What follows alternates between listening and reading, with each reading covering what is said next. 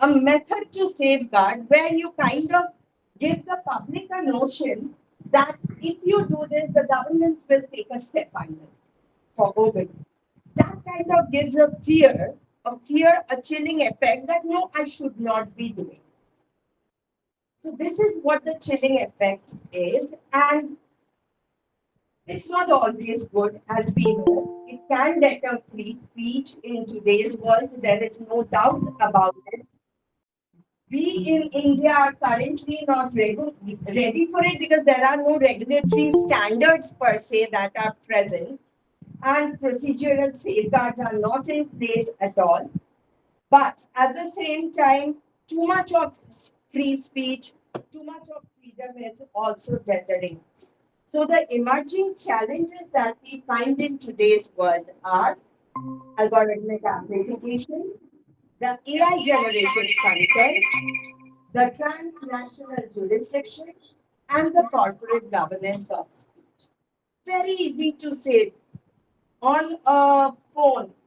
Just say somebody said that recent case that happened was a couple went with their mentally challenged daughter to a park, and supposedly the lady posted a video saying that the park did not allow us inside. They stopped us. It went viral. People really criticized Delhi for their non-friendliness to people for disabled children. They were very highly criticized. But when the park CCTV footage came, what actually happened was they were welcomed inside, but particular rights which cannot be done without supervision, the child was stopped. They said that no, this particular right your child cannot get. So now these are challenges that you face in today's digital era. That a partial news becomes viral and we start making judgments. The amplification is very high in this case. The AI generated content need not be true, completely false content already in the air. The transnational jurisdiction is something we cannot help. Someone from America can be sitting and defending us and we can do nothing about it. Absolutely nothing. And obviously, corporate governance of speech. Can you actually govern speech? We are not ready for it. So, looking for a balanced framework, what my research actually tries to do is taking the learnings from a few countries who have worked a little bit towards governing it, taking some learnings from it, applying a proportionality test, trying to put some due process safeguards to it, and looking for a legal solution where there can be a balance between freedom of speech and defamation. Thank you so much. Thank you so much, ma'am, for insightful presentation and very important various aspects like chilling effect doctrine, algorithmic amplification, AI generated contents. Now, floor is open for question. Anyone would like to Any question? questions?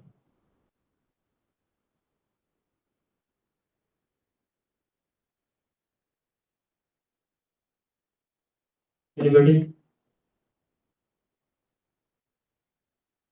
Okay, thank you so much, ma'am. Thank you so much, ma'am, for valuable presentation. Now, I would like to invite Mr. Kapil Bhava, research scholar from NPO, on to present on topic access to justice, the digital shift from courtroom to cloud rooms.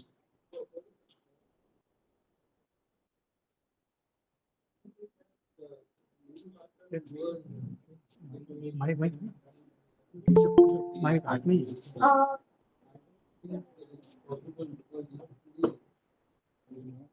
वही हाथ में दोनों के हाथ में Yeah, I think files of provided I know who that actual person is. एक और In the digital age, the problem that we face is people can hide their identity under false names and file and claim. I'll give you a simple example that's very prevalent in Indore right now, that's happening with very many people. His Instagram profiles are getting hacked. So Instagram profile got hacked and they went to the cyber cell and complained. They said we are taking your complaint, but we will have to contact the American branch of Instagram and get a notice of whose account is The it. answer is well taken, but please try to understand me also. See, you said that today the people can go in anonymous, they will not be noticed, they will not observed in a better way because they have a single name or a false name. And that thing was possible even before the advent of technology, because even when we have the physical world, we of course can consider, we of course device certain methods to catch the true culprit. So even today, we can culprit not be spot free because even through technology can assist us in identifying the particular person. Right now, as per my research so far, as per the research that I have done so far, I feel that What is your suggestion to navigate that very problem? also there are two things that to actually look into some digital issue. We cannot say that, let America get back to us for an account which most probably exists in, say, India itself. So there needs to be some amount of responsibility which Instagram needs to take or which these platforms need to take, that once they receive a complaint which is properly registered an FIR or something, they at least stop that particular account. They at least they cannot say no, it has not been proven, so let it be. They cannot say that. So I'm touching upon the intermediaries that Intermediary you responsibility. need to say that it may Yes. be made more stringent. I am all for intermediary responsibility. That is there. Right now, not so much. Why not? Except in There political are provisions, cases, provisions of due diligence. due diligence, but that is only for which are actually reaching very far. Very far in the sense some political statement, some political defamatory statement. These kind of cases, there are due diligence happening. There is an intermediary taking responsibility, taking down that post. Yes. But what about others? What kind of provision or elements you suggest? Uh, I mean, so- research could be better appreciated if you Yes, suggest. yes. In the IT Act, we actually do talk about FCUs and everything, but we do not talk about responsibility in that. We have talked about intermediate. So I want them to insert. If I put the counter argument regarding that, the intermediaries are working in a very delicate manner. I mean, their situation is very delicate. If you push them so hard, and they may not ready for putting the contents social media or access. I, So com- on that count, how can you balance? I completely agree, sir. That's why it's such a uh, very sensitive Okay. issue Think in my more opinion. towards this and encourage I will you. definitely. I'll definitely. Thank you. Thank you so much, ma'am. Now I'd like to call Mr. Kapil for presentation. So, proceed. Good afternoon, everyone. My name is Kapil Bhargav. I am a PhD scholar from Lovely Professional University, Punjab. Today, my topic is access to justice, the digital shift from courtroom to cloud room. In this topic, I cover three things. From courtroom to cloud room, what are cloud room and what is the actually purpose of cloud room and how it is used, and what are the traditionally used courtrooms. Second is examining constitutional safeguarding AI-driven governance, and third is focus on access to justice, fairness, and accountability. How it ensure in the age of AI and modern digital tools. What is cloud room? It is a virtual justice environment replacing physical court presence. Currently, we are looking that after COVID-19, when the India is locked down and court are running on the online basis. So हमें वहां पर एक चीज मिली कि हम online भी case here कर सकते हैं और पर्सन कैन अपीयर वर्चुअली. तो ये एक अच्छा प्रोसेस आया जिससे जो लोग कोर्ट नहीं जा पाते थे या जहां पर एक्सेस नहीं था, the person who are far from the courts ambit, तो वो लोग भी वर्चुअली प्रेजेंट होकर के अपना जो भी दिक्कत थी या जो भी इश्यू था वो वहां मेंटेन करवा सकते थे, वहां खड़े हो सकते थे एंड वर्चुअली रिप्रेजेंट कर सकते थे for them, right? The second is removal, remote hearing, digital filing, AI assisted proceeding. Previously, in the traditional way, we are depending on the documents. हमें हर चीज के लिए पेपर बेस्ड डॉक्यूमेंट फाइल करना होता था, the filing process is too lengthy, और हमें एक डिपेंडेंट होना पड़ता था किसी एडवोकेट पे, किसी लीगल प्रैक्टिशनर पे, कि वो जाए और वो सारी प्रोसेस को समझ के वो फाइल करे. But due to the use or by the use of AI and modern technology, what we can do कि हमको एक एल्गोरिदम बना हुआ है, वो हमें बता देगा आप फर्स्ट ये प्रोसेस करें, then second process, then third process, and how you can file a complaint in the court. So it make a process very easy.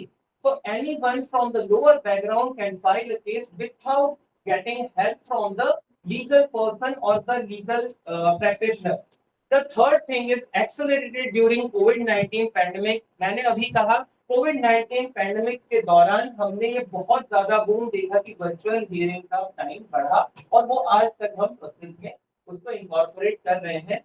तो उससे हमें फायदा हुआ. Core component of modern digital legal system, हमें ये समझ आया कि how we can modernise our legal system. Previously हम यही सोचते थे कि हमारे लीगल सिस्टम को हम मॉडर्नाइज नहीं कर सकते because paper work is mandatory, the presence of accused and the victim is must to be there, ताकि हम उसे देखें और हम ये समझें कि वो पर्सन क्या चाहता है और हम उसे कैसे अप्रोच करवा सकते हैं, हम जजमेंट कैसे डिलीवर करेंगे. जजेस देखते थे कि पर्सन जो हमारे सामने खड़ा है उसकी दिक्कत क्या है, उसके इमोशन क्या है, उसके हाव भाव को देखते हुए हम उस पर जजमेंट डिलीवर करते थे. बट क्योंकि एक्सेस टू जस्टिस कोविड-19 के टाइम फुल लॉकडाउन लगा और वो कहीं ना कहीं रुक गया, तो कोर्ट डिजिटली उन्होंने इनिशिएट लिया और फिर समझ आया कि नहीं, it is possible to be a digital platform, give a digital platform to hearing and doing a process of justice, delivering the justice. The historical barrier to justice is geographical distance from court.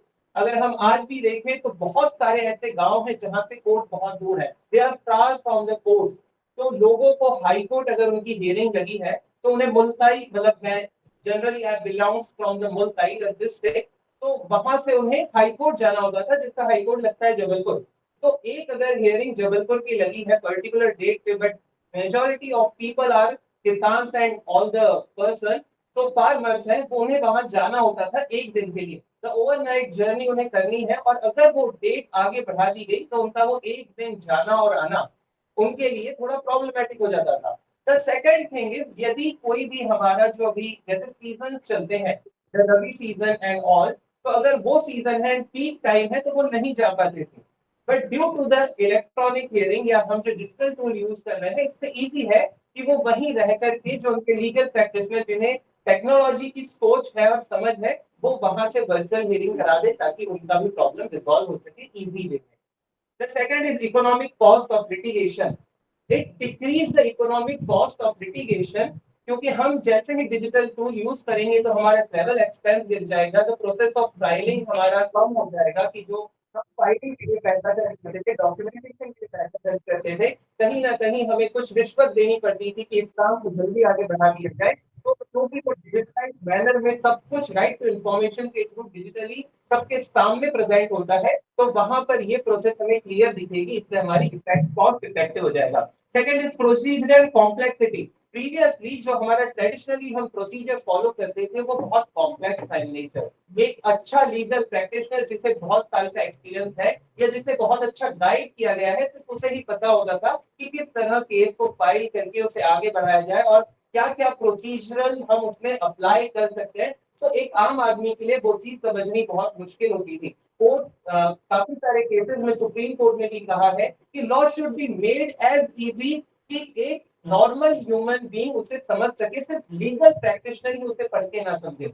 But क्योंकि हमने ज्यादातर चीजें Britishers से ली है या हमने foreign countries के law को हम देख के अपना लॉ इनेक्ट करते हैं, इसीलिए उसके वर्ड काफी कॉम्प्लेक्स होते थे. एक ही वर्ड के दो या दो से ज्यादा मीनिंग निकल सकते थे. तो एक नॉर्मल ह्यूमन बीइंग को ये चीज समझना कि इस चीज का किस सेंस में मतलब निकलेगा, थोड़ा डिफिकल्ट होता था. बट क्योंकि अब डिजिटल यूज हो रहा है तो ये इजी बना रहे हैं. Then third is backlogs and delay. जो भी डिले इन प्रोसीजर होता था क्योंकि पर्सन सही टाइम पे पहुंच नहीं पाया कोर्ट, या वो ट्रेन लेट हो गई, या एनीथिंग कैन बी डन, वो डिले हो गया। अब जब यहाँ पर हम इलेक्ट्रॉनिक या वर्चुअल हियरिंग करेंगे तो इससे वो डिले हमारा नहीं होगा और प्रॉपर टाइम पे हियरिंग होके सामने वाले को जस्टिस डिलीवर हो सकता है, what we call as a न्याय।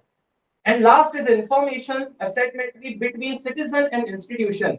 सिटीजन एंड इंस्टीट्यूशन दोनों ये समझ पाएंगे कि किस तरह दोनों प्रोसेस वर्क कर रही हैं। अब तक हम ये कहते थे कोर्ट बहुत टाइम लगा रहा है जस्टिस डिलीवर करने में, but now we can say कि ये प्रोसीजर है, ये चीज हमारे सामने फॉलो हो रही है और वो हमें बताएगा कि सही में इतना टाइम लगता है। वरना होता ये था कि ये चार दीवारी में एक चीज प्रोसेस फॉलो हो रही है, लोग सिर्फ सोचते थे कि कोर्ट बहुत टाइम लगा रहा है, सिर्फ अमीरों के लिए ही जस्टिस है, but now they can understand कि सिर्फ जस्टिस अमीरों के नहीं बट उनका एक प्रोसीजर है।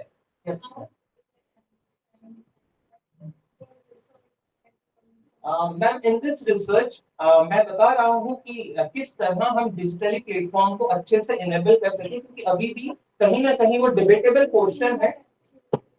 एक्चुअली द थिंग इज कि currently also there is a doubt कि हमें डिजिटल हियरिंग को यूज करना चाहिए और नॉट, बिकॉज इसका कहीं ना कहीं मिसयूज है। एंड जजेस आल्सो वांट कि जो पर्सन, जो एडवोकेट, लीगल प्रैक्टिशनर है वो हमारे सामने रहे and they can deliver what they want, and जो भी जस्टिस होना चाहिए वो हमारे सामने रहे। इसीलिए हम देखते हैं आज भी लोअर कोर्ट्स में सारी हियरिंग जो है वो इन पर्सन हो रही है, फिजिकल हियरिंग है।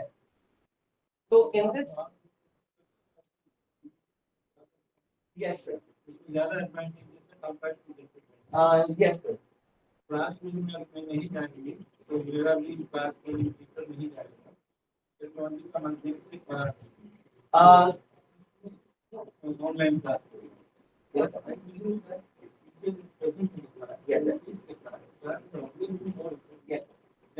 Online I agree to this point sir also, but the thing is कि क्योंकि अब थोड़ा सा हम ये देख रहे हैं कि हम प्रोग्रेसिव सोसाइटी की तौर बढ़ रहे हैं और हम मॉडर्नाइज हो रहे हैं, तो what I but sir, by the use of AI and modern technology, we can be a little more, gain a little more speed toward the civilized society. Okay. Okay.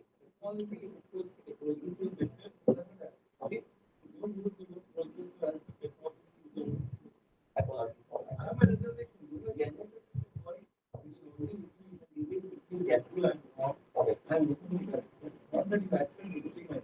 No, sir. I totally understand your point, but my point is that कि जहाँ पर अभी तक justice deliver नहीं हो रहा था, हम उन लोगों को भी, वल्नरेबल सोसाइटी और ग्रुप को भी, yes sir, sir this sir, yes sir.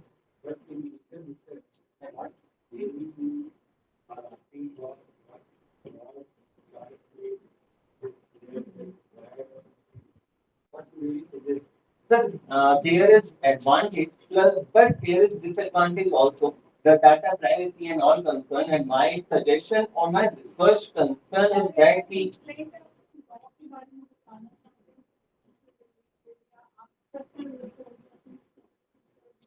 yes,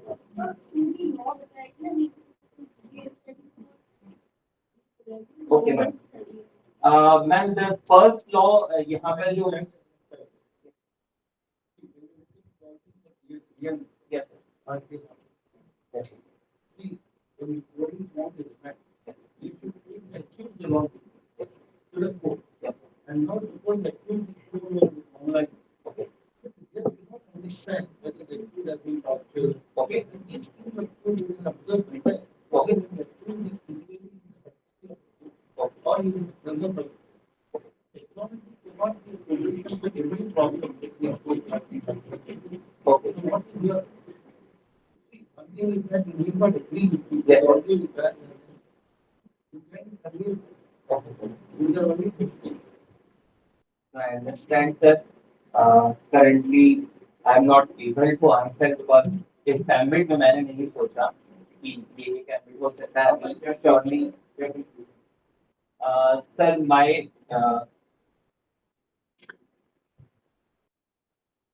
the conclusion is that the technology enhance access but cannot replace justice. The first thing कि हमें दोनों को parallel way में ले जाना होगा, एक बैलेंस सिस्टम बनाना होगा जिसमें हम यस कॉम्प्लीमेंट्री मोड में इस्तेमाल करें और धीरे धीरे उसको हम इन्हांस करते रहें एंड एक्सेस टू जस्टिस को हम मेंटेन करें, बैलेंस बनाएं और लॉ जिसमें हम सामने वाले का जो भी सिक्योरिटी कंसर्न, प्राइवेसी कंसर्न है, हम उसे भी मेंशन करें कि जो कि वर्चुअल हियरिंग अब धीरे धीरे बढ़ रही है तो हम उसके प्राइवेसी कंसर्न पे भी मैटर कर रहे हैं। Second is human dignity must remain central because हमने ये चीज है कि विक्टिम का नाम हम डिस्क्लोज नहीं करते हैं जहाँ पर हीनियस क्राइम्स होते हैं, जैसे रेप केस में हम पर्सन का नेम डिस्क्लोज नहीं करते हैं, पर अगर वर्चुअल हियरिंग होगी तो कहीं ना कहीं नाम लीक होने का chances.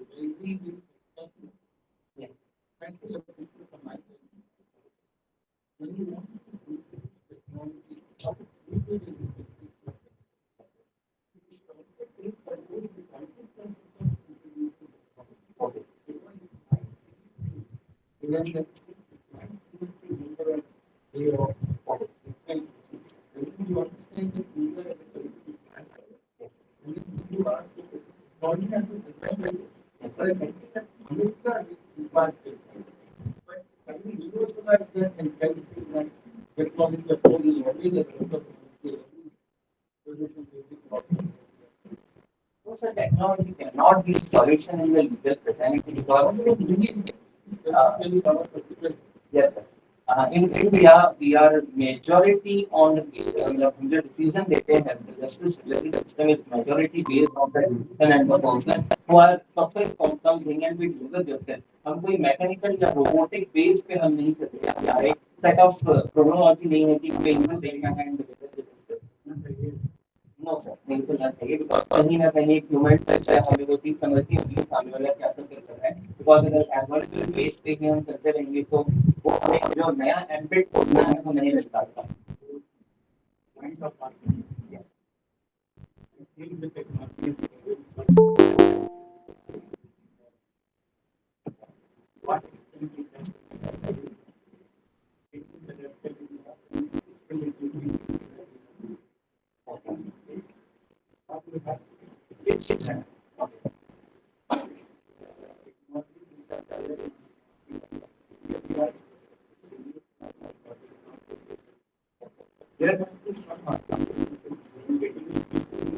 Okay.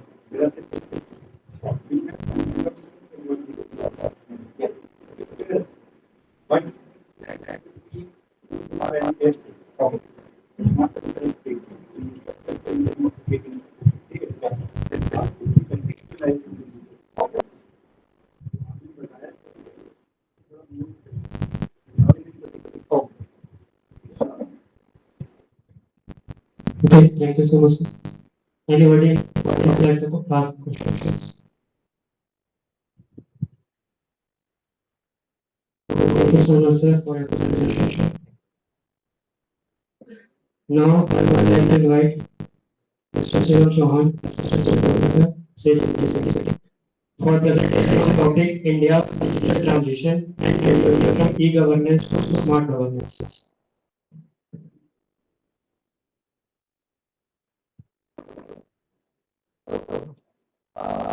Good afternoon, guys. And good afternoon, students. My name is Shivam Chauhan. I'm Assistant Professor in law.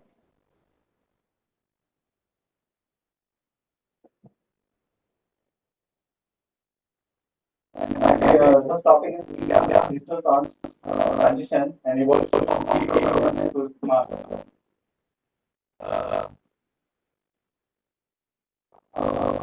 बाकी लोगों को सुनने के बाद मेरा जो टॉपिक है ई-गवर्नेंस टू स्मार्ट गवर्नेंस, मेरा क्या है शायद एक है कि we have to part of India, जैसे हम कह सकते हैं भारत और इंडिया, जैसे हमारे पास दो है, एक है भारत जिसे हम कह सकते हैं कि सिविलाइज्ड सोसाइटी का बनना चाहिए और दूसरा है इंडिया चाहते कि वो मॉडर्न। तो टॉपिक मेरा जो टॉपिक है वो एग्जामिन करता है कि जो इवोल्यूशन है ई-गवर्नेंस टू स्मार्ट गवर्नेंस, कि हमने जो स्टार्ट किया है governance from the e-governance and आज हम स्मार्ट गवर्नेंस की तरफ धीरे बढ़ रहे हैं।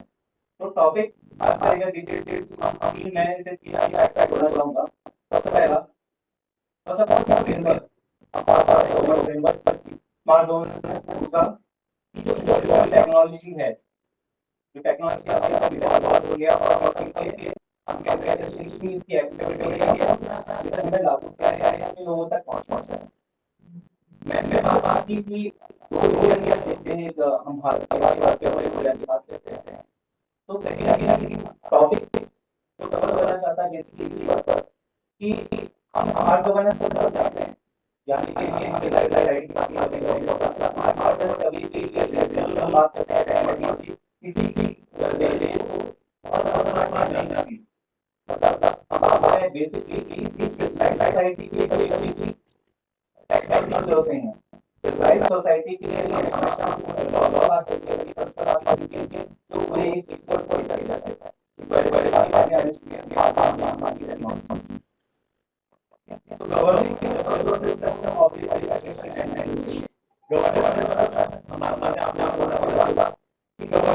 हमेशा आपके देश किस प्रकार है या गवर्नमेंट लाएगा।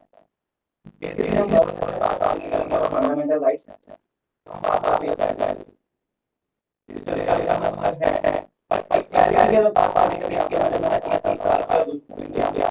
तो क्या इसके लिए होगा कि टेक्नोलॉजी बना रहे हैं उसमें एक पार्ट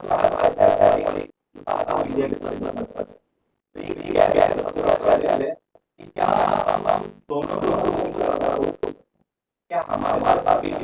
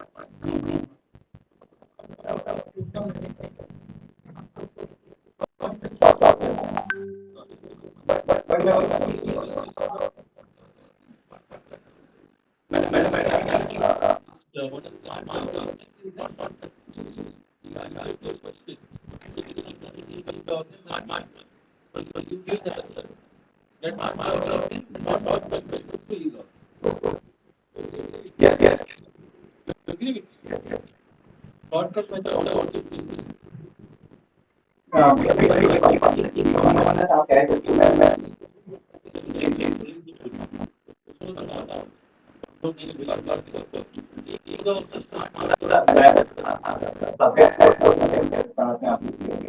ऑलरेडी खुद ही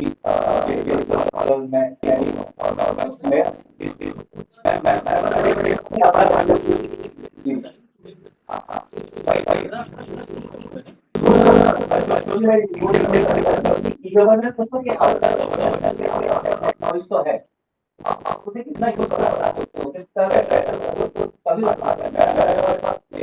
सामान्य तो वो स्मार्ट डेटा भी है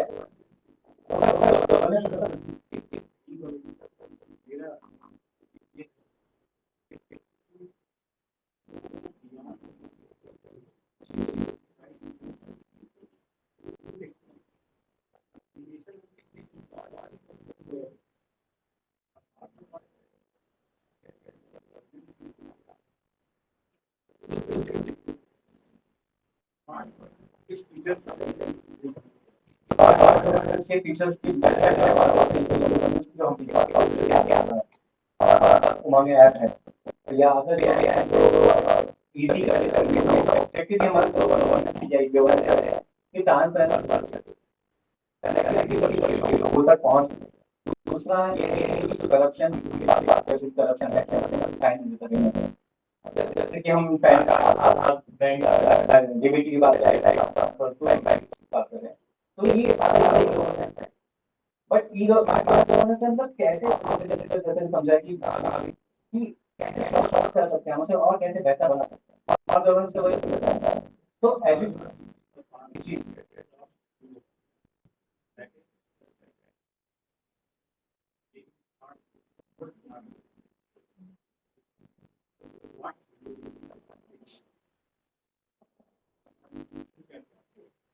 स्मार्ट गवर्नेंस में क्या करते हैं? स्मार्ट गवर्नेंस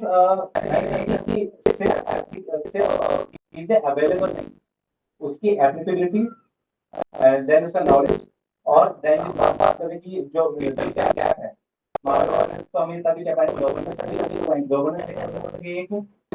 गवर्नेंस इंडिया की बात करते हैं, हम डेमोक्रेटिक एक कंट्री की बात करते हैं, तो गवर्नेंस में पीपल पार्टिसिपेशन बहुत जरूरी है।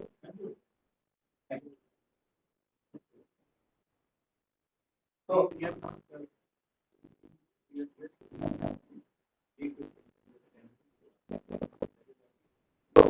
मैंने ऑलरेडी डिस्कस की कि objective of smart governance should be corruption, increase transparency, enhance citizen participation, and promote administrative efficiency.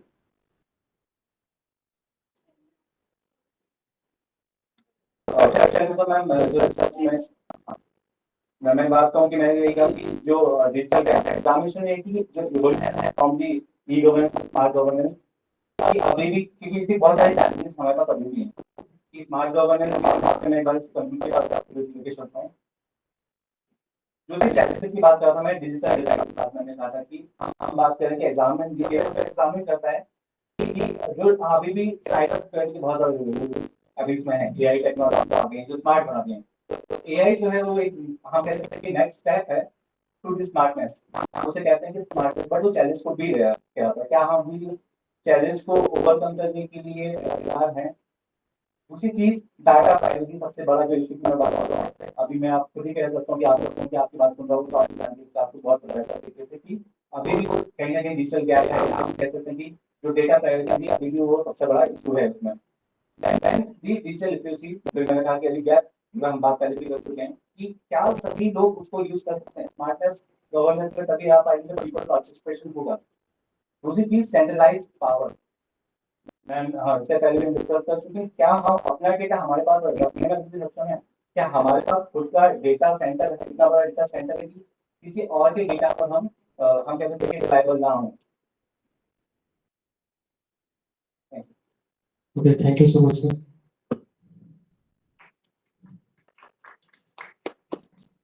Now, I would like to invite Professor Bahadur Singh Dawar sir from Government Law College, Kasaragod, to present on topic आपराधिक न्याय प्रशासन के अंतर्गत cyber अपराधों में सुरक्षा एवं चुनौतियां। Thank you so much sir. मेरा टॉपिक है आपराधिक न्याय प्रशासन के अंतर्गत साइबर अपराधों से सुरक्षा एवं चुनौतियां। तो आपराधिक न्याय प्रशासन एक सरकारी एजेंसी है जिसमें पुलिस, अदालतें और सुधार गृहों के रूप में हम लोग यहाँ पे देखते हैं। यह एक संगठित तंत्र के रूप में जाना जाता है, पुलिस, अदालतें और सुधार गृह को, जो कानून को लागू करना, अपराध को रोकने, अपराधियों को दंडित करने और समाज में व्यवस्था बनाए रखने के लिए जिम्मेदार के रूप में हम इस संस्थाओं को, एक संगठित तंत्र को देखने को मिलता है। यह सुनिश्चित करना भी है कि अभियुक्त को उचित कानूनी प्रक्रिया के तहत उनको दंडित भी करे और उन्हें उचित प्रोसीजर के थ्रू उनको दंडित किया जा सके। पुनर्वास के माध्यम से उन्हें समाज में फिर से एक अच्छा व्यक्ति के रूप में वापस से उसको शामिल करने का काम भी हमारे अदालतें करती हैं उस व्यक्ति को। जैसे आपराधिक न्याय प्रशासन के मुख्य घटक और कार्य के रूप में हम अगर देखें तो जैसे कानून प्रवर्तन, उसमें अपराध की रोकथाम, जांच, साक्ष्य एकत्र करना और संदिग्ध को गिरफ्तार करना। न्यायालय का काम है कि अभियुक्त पर मुकदमा चलाना, साक्ष्य के आधार पर उनको दोषी करार करना, निर्दोष सिद्ध करना, कानून के अनुसार सजा निर्धारित करना, ये अदालत का काम है। सुधार ग्रहण के रूप में हम उन्हें देखते हैं जैसे कारागार, परिवीक्षक।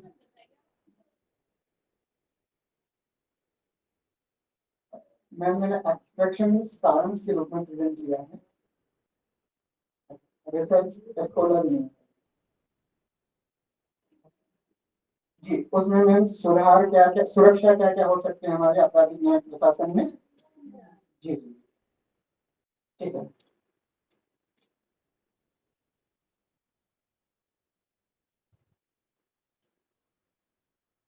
जैसे अभी साइबर अपराध जैसे हम देख रहे हैं, आप शुरू से नहीं सुन रहा होंगे, तो उसमें भी हम लोग जैसे देखते हैं कि जैसे साइबर अपराध से संबंधित हमारे पास कौन कौन से पॉइंट्स में हम साइबर अपराधी के रूप में हमें हमारे साथ हमारी जो सिक्योरिटी है वो फ्रॉड में हम जा सकते हैं। जैसे एटीएम के रूप में, एटीएम तो हमें पैसे निकालने के लिए जाते हैं एटीएम मशीन पे, तो वहाँ पे कुछ चिप्स कार्ड लगे हुए रहते हैं, जैसे हम पिन डालते हैं उसमें, तो वहाँ पे फ्रॉड होने के चांसेस हमारे ज्यादा बढ़ जाते हैं। और उसके बाद डेटा चोरी, जो हमारे मोबाइल में हम प्राइवेसी के रूप में डेटा रखते हैं। और उसके बाद email scam, account hack, social media के माध्यम से जैसे हमारे पास और देखने को मिलता है, जैसे हमारा इंस्टाग्राम हो गया, फेसबुक हो गया, ट्विटर हो गया, इनमें हम लोग डाटा अपना कुछ अपलोड करते हैं, हमारी वीडियोस फोटोज वगैरह हम अपलोड करते हैं। तो ये हम बार बार या कुछ कुछ समय के भीतर हम लोग क्या करें कि हमारे पासवर्ड्स को हम चेंज ना करें और कंटिन्यूसली वही पासवर्ड बना रहने दिया जाए, तो कहीं ना कहीं हमारे डेटा असुरक्षित के रूप में किया जा सकता है और उनको फ्रॉड होने के चांसेस ज्यादा बढ़ सकते हैं।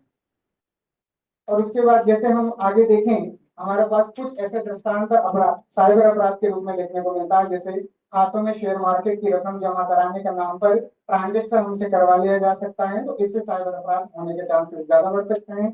बैंक खातों में साइबर ठगी की रकम जमा होने से निर्दोष व्यक्ति बैंक खाता पुलिस के माध्यम से सरकार की फिक्र किया जा सकता है उन एजेंसी को। दूसरा, जैसे यूट्यूब चैनल हो गया, इंस्टाग्राम हो गया, फेसबुक हो गया, उन चैनलों को मोटर डायल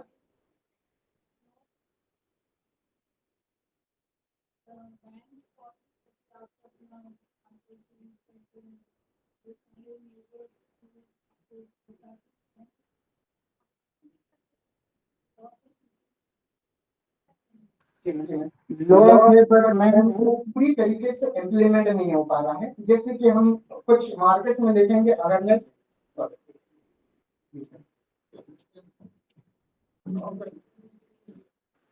होना अलग बात है। मैम का लॉ है ना, इम्प्लीमेंटेशन के लिए वो एनफोर्समेंट अथॉरिटीज देखेंगे, लेकिन लॉ में कुछ कमी है जिसको तुम आप सर्विसेज देना चाहते हो। अगर लॉ में कुछ शॉर्ट फोल्स हैं, लॉ में कुछ शॉर्ट कमीज हैं, तो you can not, you are talking about enforcement aspect. Enforcement aspect में तो क्या पुलिस पर्सनल को सफिशिएंटली ट्रेन्ड नहीं है? But are they really equipped with the latest technology? So do you want to say that इनको हम लोग सिखाएंगे, उनका रिक्रूटमेंट प्रोसेस होना चाहिए पुलिस, हाँ, इन्वेस्टिगेटिव एजेंसीज पे।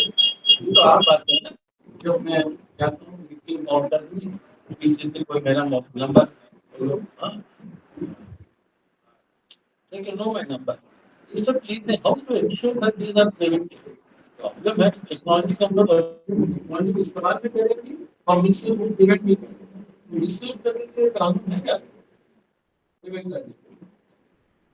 प्रिवेंट करने के लिए sir IT information technology 2000 She wants to know that. She is asking you whether there is law. So far as the implementation aspect is concerned, we cannot address that issue. तो वो enforcement authority को देखना है कैसा शिक्षित करें, कैसा वो सब चीजें कानून कैसे काम कर क्या जी। उसके लिए मैं किस प्रकार से जी उसके लिए क्या करना पड़ेगा कि हमें कुछ नजदीकी दूरी पर स्पेशल उसके लिए आईटी के लिए कोई ऐसा इन्वेस्टिगेशन एजेंसी का निर्माण किया जाना चाहिए जो कि उस कार्य को स्पेशली उस काम को देखे। मैं अभी तुरंत कुछ 2 महीने पहले का इवेंट 2 मिनट के लिए शेयर करूंगा, क्योंकि ऐसा हुआ था कि कोई व्यक्ति एक नेट का एग्जाम देने के लिए इंदौर से ट्रेन पकड़ के भोपाल जा रहा था। तो इस वक्त लाई कि उससे बात करने के लिए एक व्यक्ति मोबाइल मांगता है कि मेरे को इमरजेंसी है, घर पे फोन लगाना है मेरे। उन्होंने मोबाइल मांगा, फोन लगाया, बात करते करते नीचे ट्रेन खड़ी रही, वो नीचे उतर गया और वो मोबाइल लेके चला गया। इसलिए कि उसके पासवर्ड नहीं पता, कुछ भी नहीं पता, लेकिन वो ले जाके मोबाइल से 2 लाख रुपीस उसके अकाउंट से विड्रॉ कर लिया गया। तो ये कहीं ना कहीं हमें ये देखने को मिलता है कि इस चीज के पूर्ण तरीके से अवेयरनेस ना होना है, मोबाइल में पूरी जो अच्छी सिक्योरिटी ना लगा पाना, उससे कहीं ना कहीं हमें इसे मिस यूज के रूप में देखने को मिलता है।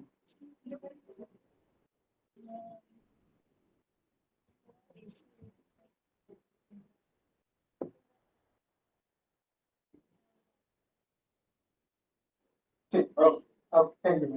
Okay, thank you so much, sir. Now, I would like to call Ajay Chakravarti, LLM student, NSIU, Bangalore, on topic role of digital evidence in criminal investigation.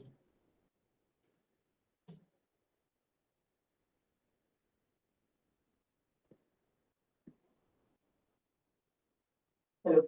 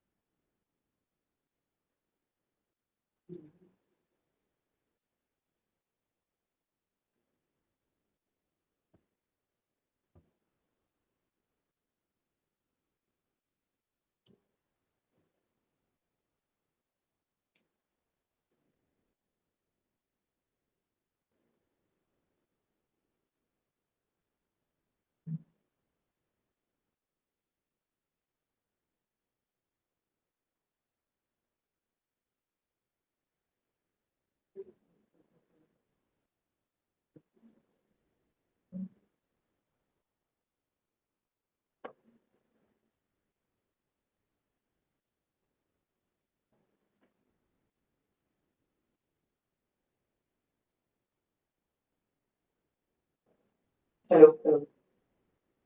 So hello everyone. My topic is role of digital evidence in criminal investigation. So before I go to my main argument in the paper, in the starting of this seminar, someone talked about sovereignty.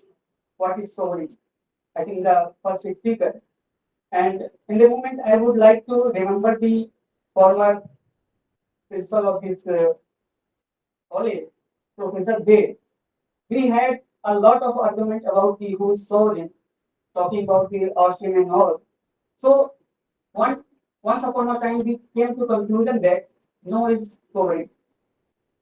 Sovereign may be like popular sovereign, legal sovereign, political sovereign. But my Professor Dev sir said no one is sovereign except the God. So with the beginning of this, I would like to present my two core arguments before they just ask what is my paper. First argument is that technology should not be burden on the poor. I will show how it is burden if you see the admissibility of electronic record in before the court of law. And the second argument is that however the technology develop, it is important that technology should develop. It is convenient for us, but the technology also must consistent with the right of privacy. I will also show how it is inconsistent and how is the dichotomy between the, as Professor Muli has already talked about, right to privacy, that password. So I will talk about that. So if we see the investigation, especially about the criminal investigation, so the cyber crime which has emerged after the industrialization in this country, it is very difficult to do an investigation in cyber crime. How it is different from the traditional crime. In traditional crime, we have the accused and the witness. As suppose that murder happens in this room, a murder happens. What is the evidence? We have IO. What IO will do? IO will come, make a panchnama, seizure of evidences, and what he will do? He will collect physical evidence and testimony. But in case of cybercrime, if anyone has the computer or mobile, there is no physical evidence, How will you know what IO will do? There is no lead to that. And who will report testimony? Who will give evidence? Because it is the crime happening between the internet. No one is present to give testimony. So this is the difficulty with the cyber forensic. So we have now the cyber forensic lab established by the government, where actually these forensic happens. So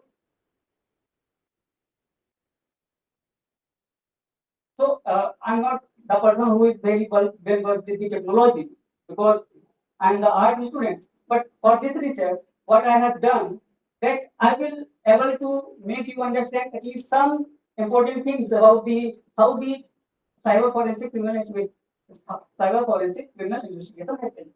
So suppose that if IO comes, if suppose that if the offense of violation happens and any person in his mobile records a image of a woman who is in a compromising situation.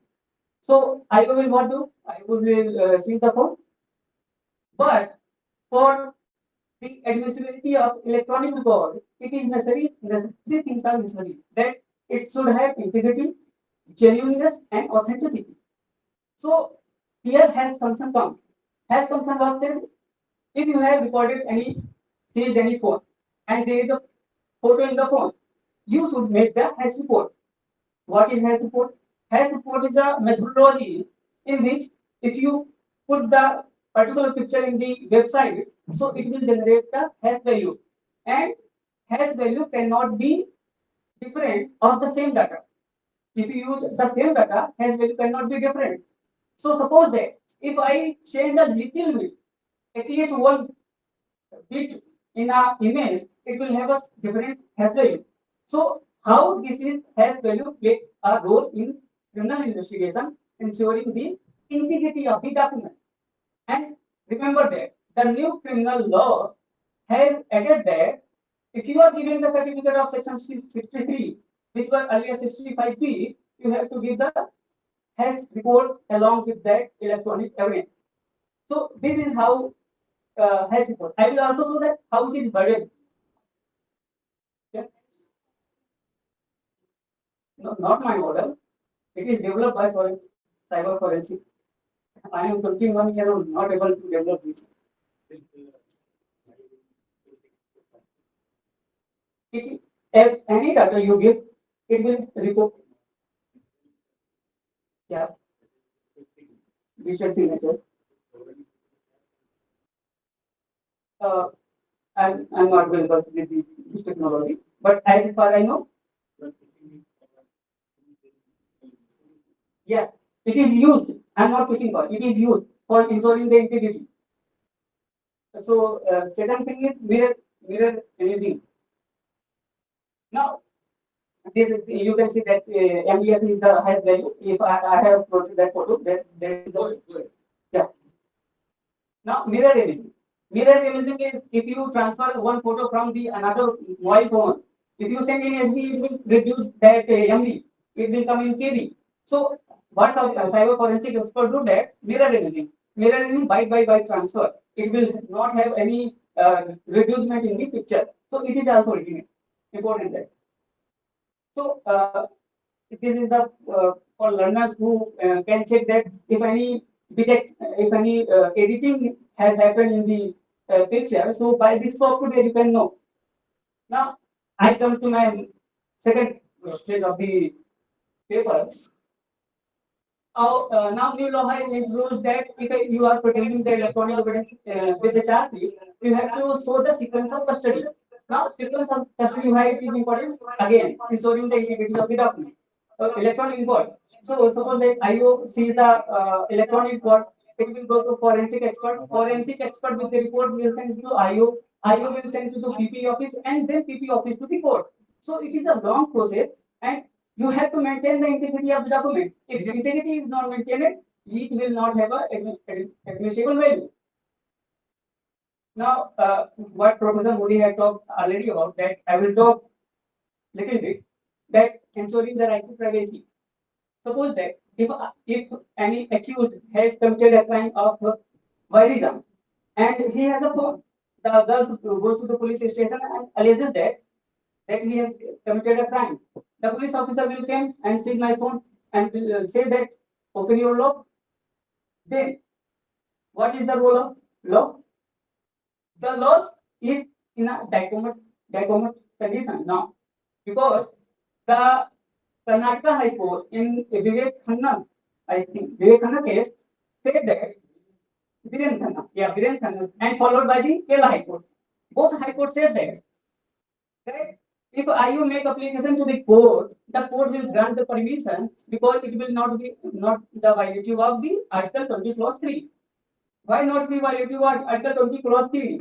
The High Court of Karnataka said that the password is already in your phone. You don't have in your mind. If you enter the password will open your phone. It is not in your mind. So that's why it is not a testimonial. It is a non-testimonial. And based on this, the Karnataka High Court said that will not give you the protection of Article 20 Clause 3. Now, very interestingly, a CBI court in the Delhi, not the High Court, has observed that. High Court has not made the judgment. A CBI court listened from that Karnataka and Kerala High Court and said that listen, the actual origin of the password is from where? From my mind. And it is in my mind, so it will be a testimonial evidence. And if IO or court compelled to give me, it will be a violation of Article 20 Clause 3. Now the moot question is that what about biometric?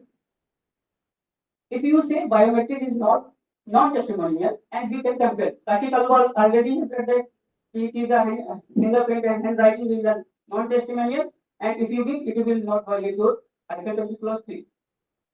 So what about biometric? If biometric is applied in the phone and if IO compel me to apply my biometric on the phone will open. The situation is same. So it is now the discretion of the IO whether he asks for the password or whether he asks for your biometric. So the clever IO what will do? He will ask for your biometric. So the loophole is here that if he asks for your biometric, you have to necessarily apply your biometric and the phone will open and no Article 20 Clause 3. Yeah.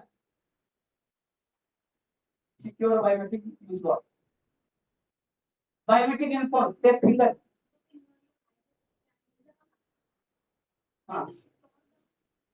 Secure means what? You have to preserve it. Secure कर सकते हैं क्या हम इसको ताकि हम इसका कोई और इसका मिसयूज ना कर सके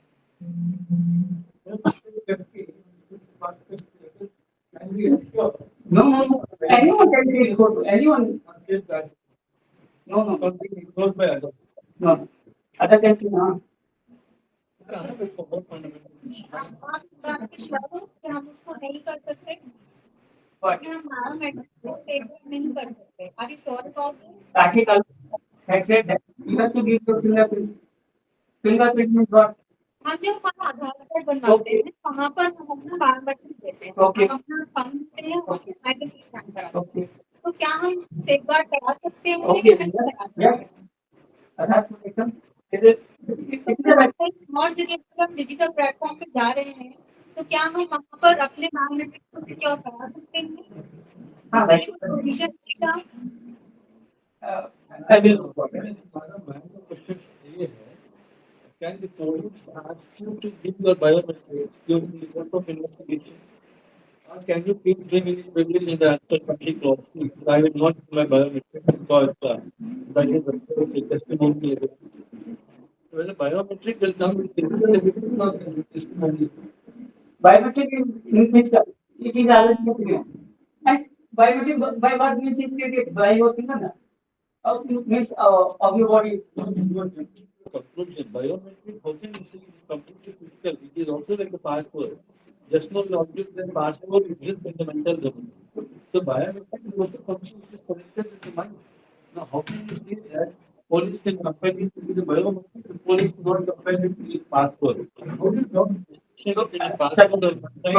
Biometric and other stuff. Professor, how my fingerprint and all my if but this is the same happening with the geometry protecting for the biometric and all. That is different thing. But my finger, my eyes, my all is actually visible. Now, it is not stored in my mind. So it is a physical evidence, not just a mechanical evidence. No doubt about it.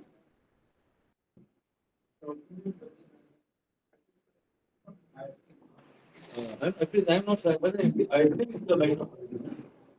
But to me, it appears that like you cannot compare me with my passport. You cannot also compare me with my Bible.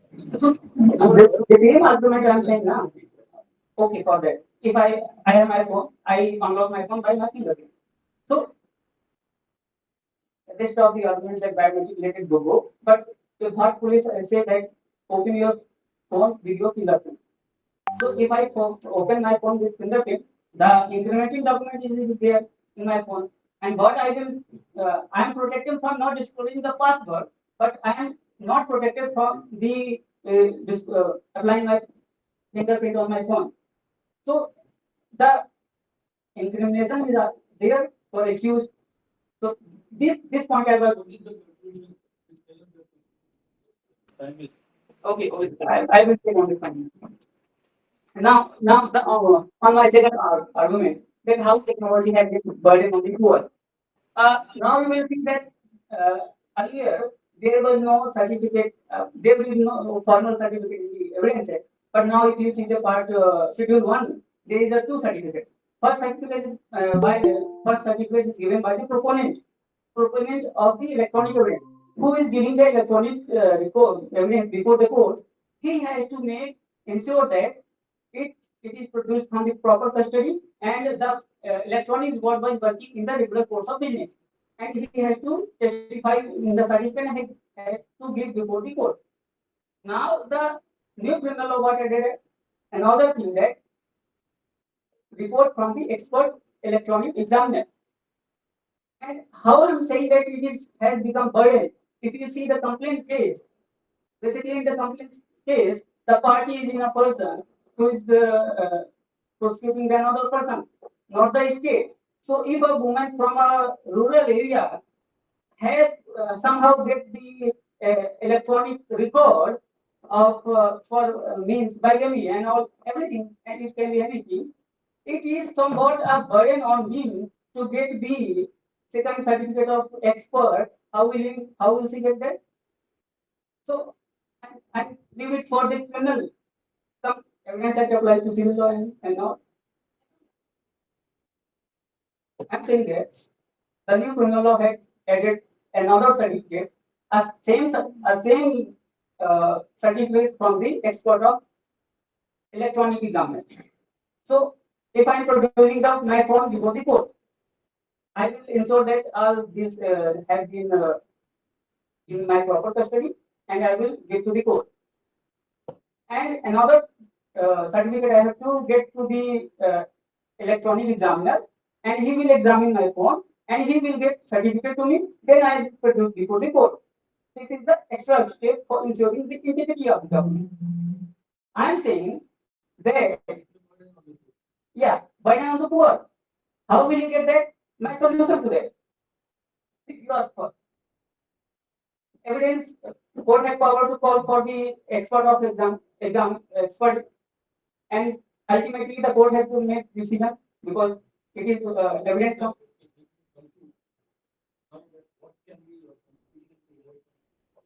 Yeah, I'm saying now.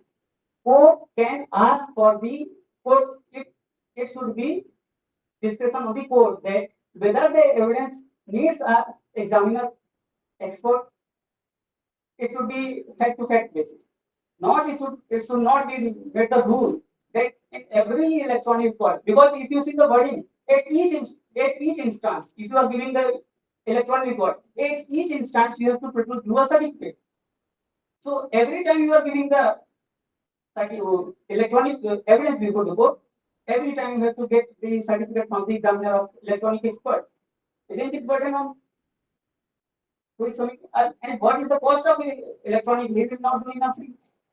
So this is my I correlate with that. So overall, what I argue in my paper that the electronic admissibility of electronic code should be on the discussion of the court, and it is also evident from the direct as well that the expert opinion is not binding on the court. It is always ultimate decision of the court. And my second argument is that this dichotomy, it is pending writ petition before the Supreme Court in the name of guidelines to digital arrest and on all the Supreme Court will soon give judgment on this, but it should be resolved earlier that what will in the case of fingerprint and what will in the case of password. Thank you, sir.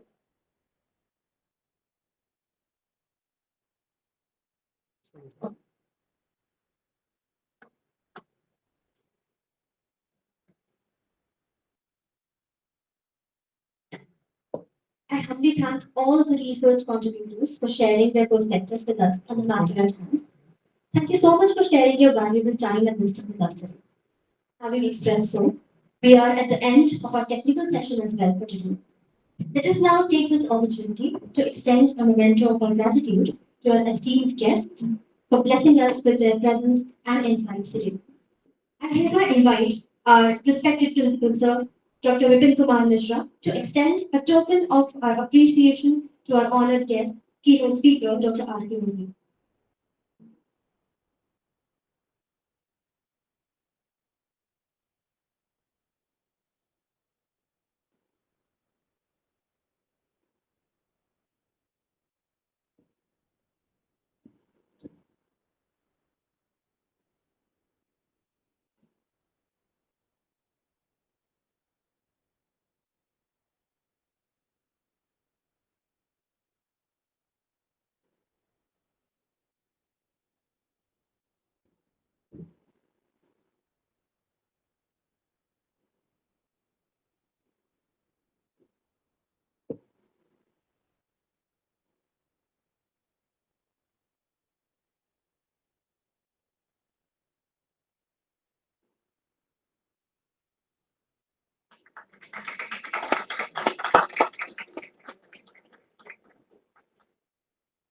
I further request Vipin Sir to extend our thanks and memento to Dr. Shikit Kumar Singh Sir as well for his gracious presence today.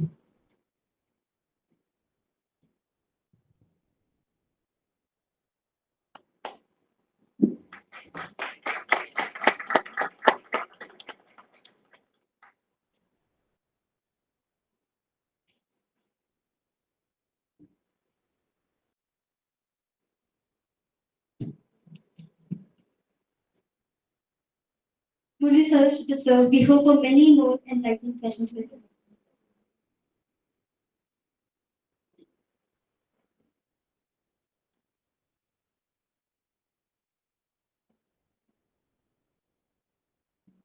Now I request Professor Sangeeta Ludwig to come up on the stage and extend a memento to Dr. Sangeeta Mashani. Sangeeta Mashani.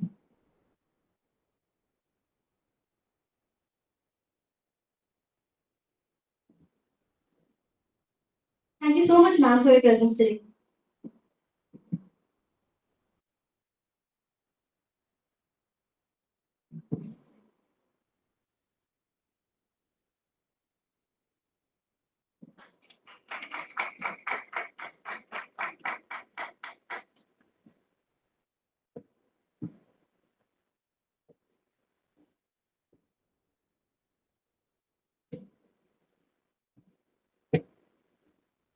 With this, we come to an end of today's session. The session was indeed enriching and inspiring for all of us, and we humbly thank our distinguished guests for their gracious presence and thoughtful reflections.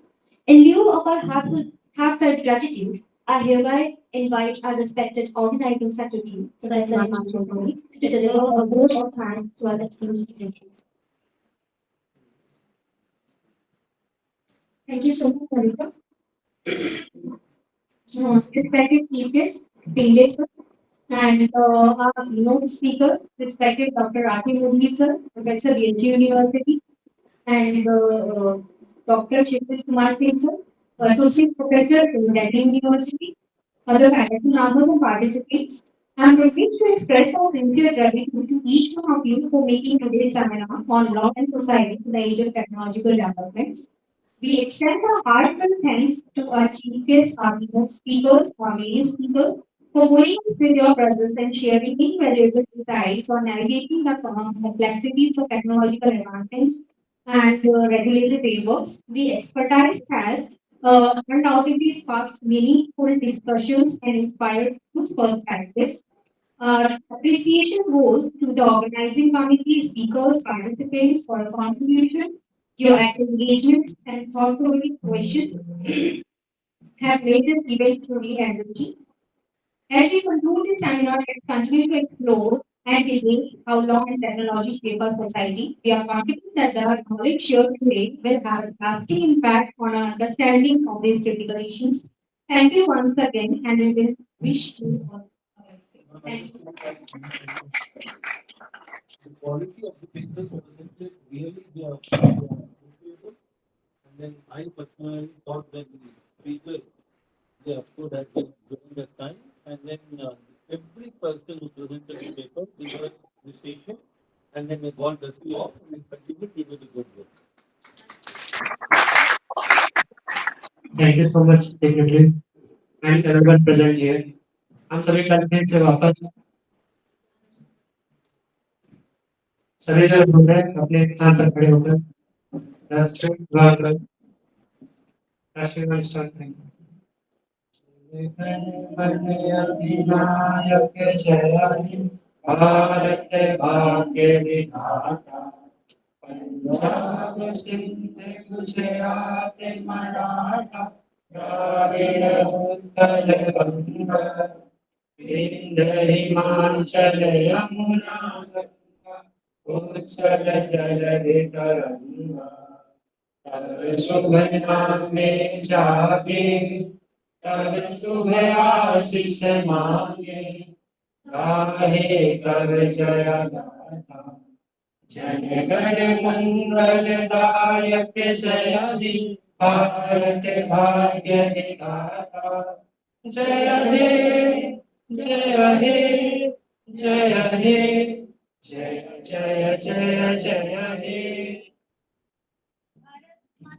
जय। Okay, thank you everyone. कल 11 बजे से seminar प्रारंभ होगा।